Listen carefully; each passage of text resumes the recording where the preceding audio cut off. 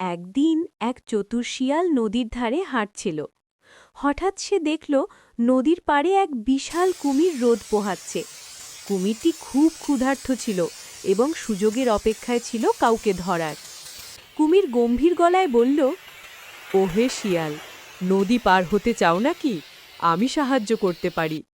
শিয়াল কুমিরের চোখে ক্ষুধার ঝিলিক দেখে বুঝে গেল বিপদ আছে, কিন্তু সে ভয় না পেরে বুদ্ধি খাটাল। শিয়াল বলল, আসলে আমি রাজা সিংহের বার্তা নিয়ে যাচ্ছি। তিনি জানতে চেয়েছেন এই নদীতে কতগুলো কুমির আছে। যদি গুণে না বলতে পারি আমার শাস্তি হবে। কুমির নিজের গর্বে ফুলে উঠে বলল, আমরা অনেক শক্তিশালী, তুমি গুণে নাও। শিয়াল বলল, তাহলে সবাই নদীর এক পাশ থেকে আর এক পাশে সারিবদ্ধ হয়ে দাঁড়াও, আমি লাফাতে লাফাতে গুনব। সব কুমির সারিবদ্ধ হয়ে দাঁড়ালো।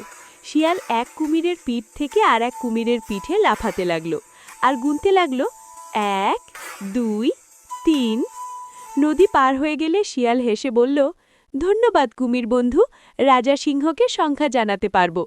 কুমির তখন বুঝতে পারল সে প্রতারিত হয়েছে, কিন্তু তখন আর কিচ্ছু করার ছিল না। শিক্ষা, বুদ্ধি থাকলে বিপদ থেকেও রক্ষা পাওয়া যায়।